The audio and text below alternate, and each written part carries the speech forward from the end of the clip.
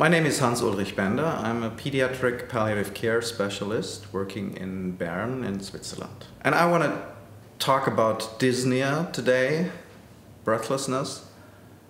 And we need to know that breathlessness or dyspnea or air hunger, there's several different names, is one of the most common symptoms in children and adolescents during the last days or weeks of their life. Most of them develop dyspnea or breathlessness.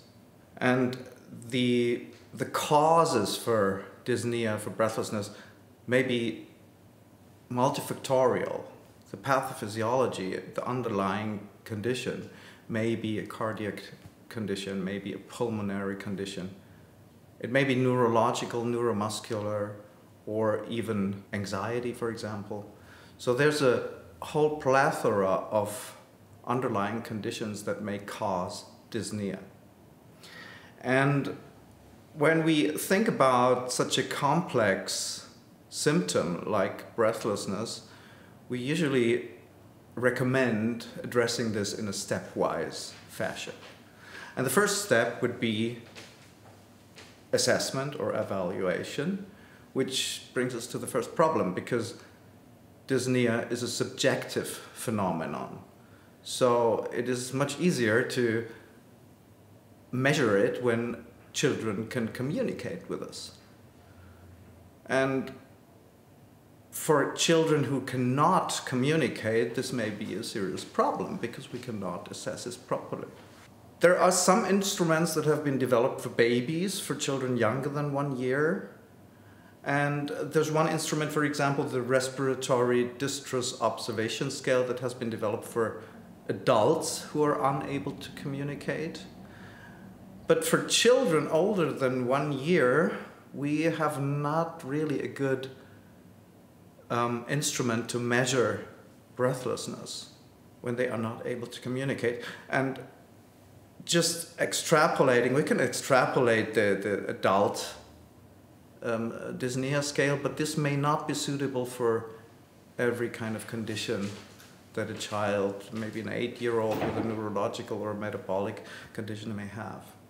So this is the first problem, it is a condition that is subjective, and that the assessment may be difficult when a child cannot communicate. For children that can communicate, you can use a numeric rating scale, for example, or a pictorial scale, like the ones that have been developed for children with asthma, for example. There's a number of instruments around.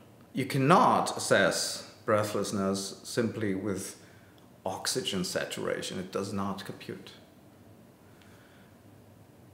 Then the second step would be the treatment of the underlying cause, if it is treatable. And this is what we need to find out. Is it treatable? And is it within the goals of care of the patient and the family?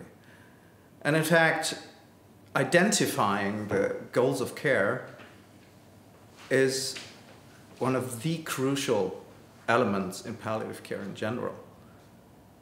And maybe it's a good idea sometime to just write them down. Write down the goals of care that you have identified with the family and with the patient, just to clarify it. And if we have an underlying cause that may be pulmonary, cardiac, or any other kind of thing, we may treat it if it is appropriate.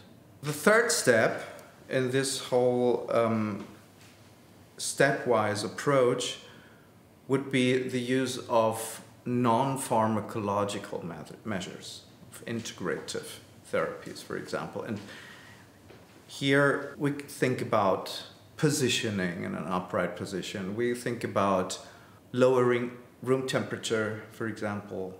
We think about aromatherapy. And one thing that I would like to mention is the use of a handheld, or doesn't need to be handheld, but the use of a fan, where the flow of air to the face provides relief for breathlessness. This is a very simple and easy to use measure that you can take, and many people don't even know about it. It's really easy to use. And I highly recommend to introduce this measure into the stepwise approach. Use a handheld fan.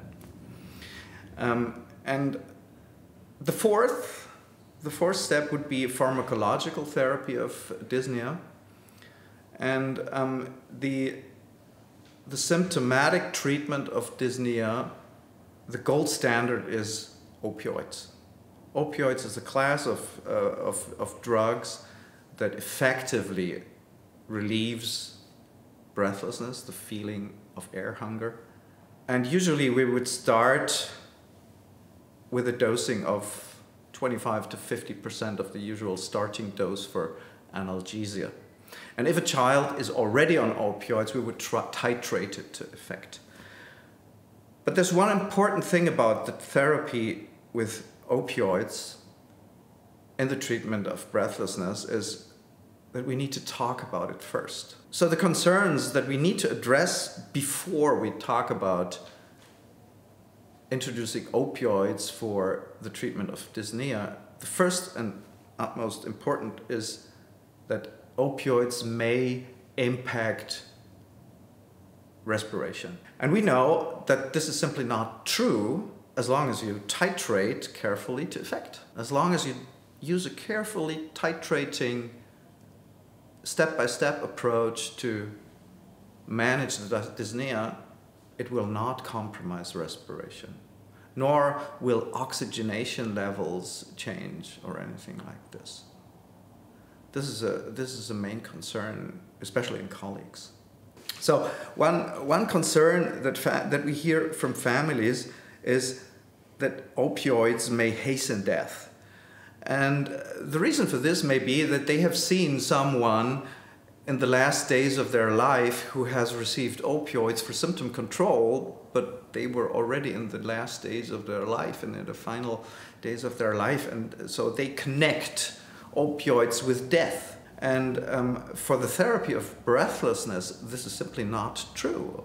We know that opioids do not hasten death. Another concern that may be addressed is addiction. And this may be very subtle, that families connect morphine to drug addiction. And it may not show up as a real misconception at first hand, but once we address this, talking to the patients and the families, it may become obvious that this is a fear that they have. And so we need to address that point as well. So to summarize this, I would just put out some take-home messages. The first one is that breathlessness or dyspnea is a subjective phenomenon that is very hard to measure. The second one is that the therapy should be multimodal, analog to multimodal pain therapy, for example. That the gold standard in pharmacological therapy are opioids, but we need to talk about opioids before we introduce them to address concerns and fears in families and colleagues. And that we have a very, very important component in integrative and non-pharmacological therapies, where my favorite one is the fan to the face, where the airflow relieves breathlessness.